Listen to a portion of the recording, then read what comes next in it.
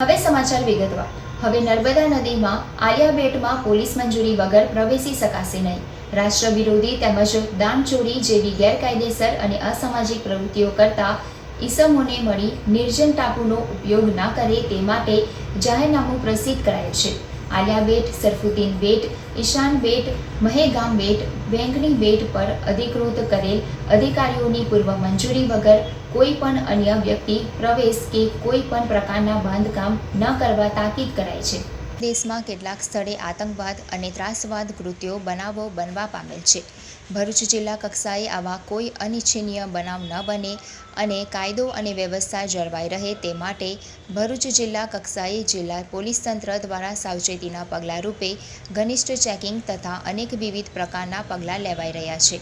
ત્રાસવાદીઓ દરિયાઈ માર્ગે આવી નર્મદા નદીમાં ઉપસી આવેલા ટાપુઓ તેમજ આલિયા બેટ ઉપર આવી રોકાણ કરે તેવી પૂરતી શક્યતા છે અને તેઓ રાષ્ટ્ર વિરોધી તેમજ દાણચોરી જેવી ગેરકાયદેસર અને અસામાજિક પ્રવૃત્તિઓ કરતા ઈસમોને મળી નિર્જન ટાપુઓ ઉપર આશ્રય મેળવી હથિયાર કે નશાકારક પદાર્થો છુપાવે તેવી શક્યતાઓ નકારી શકાય નહીં.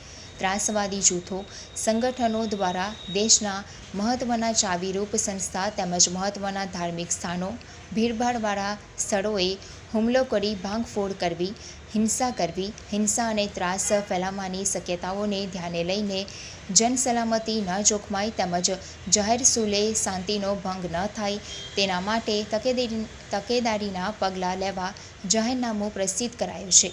ભરૂચ જિલ્લામાં નર્મદા નદીમાં સરફુદ્દીન બેટ, ઈશાન બેટ, મહેગામ બેટ, વેંગણી બેટ નદીમાં ચોમાસાની સિઝન પછી પાણી ઓછું હોવાના કારણે ઉપસી આવેલા છે. આ બેટ ઉપર કોઈ માનવ વસ્તી આવેલ નથી, જ્યારે દરિયાઈ કિનારે આવેલ આલિયા બેટમાં લોકોની વસ્તી આવેલી છે, જેઓ પશુપાલન તથા માછીમારી કરે છે. આ ટાપુ કાયમી ટાપુ છે, જે હાઈ ટાઇડ તેમજ નદીમાં પૂર વખતે પણ ડૂબતો નથી.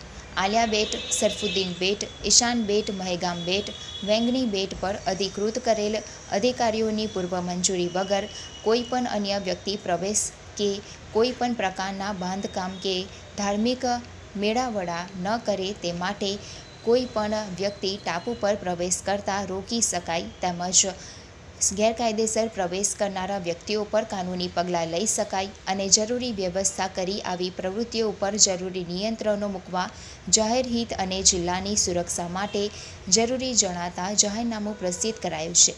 ભરૂચ જિલ્લાના અધિક જિલ્લા મેજિસ્ટ્રેટ એન.આર. ગાંગલ ભારતીય નાગરિક સુરક્ષા સંહિતા 2023ની કલમ 163 અન્વયે મળેલા સત્તા કે હુકમ કરે છે કે ભરૂચ જિલ્લામાં નર્મદા નદીમાં આવેલ સરફુદ્દીન બેટ, ઈશાન બેટ, મહેગામ બેટ, વેંગણી બેટ, આલિયા બેટ પર પોલીસ વિભાગની પૂર્વ મંજૂરી વગર કોઈ પણ અન્ય વ્યક્તિ પ્રવેશ કે કોઈ પણ પ્રકારના બાંધકામ તથા ધાર્મિક મેળાવડા કરી શકશે નહીં. સદર જાહેરનામાનો અમલ હુકમની તારીખથી દિન 60 સુધી રહેશે. આ હુકમનો ભંગ કરનાર વ્યક્તિ ભારતીય ન્યાય સંહિતાની કલમ 223 હેઠળ કસૂરવાર થશે તેમજ આ હુકમનો ભંગ બદલ ફરિયાદ હેડ કોન્સ્ટેબલ કે તેનાથી ઉપરની કક્ષાના પોલીસ અધિકારીને અધિકૃત કરવામાં આવે છે, તેમ અધિક જિલ્લા મેજિસ્ટ્રેટ ભરૂચ દ્વારા મળેલી એક અખબારી યાદીમાં જણાવવામાં આવ્યું છે.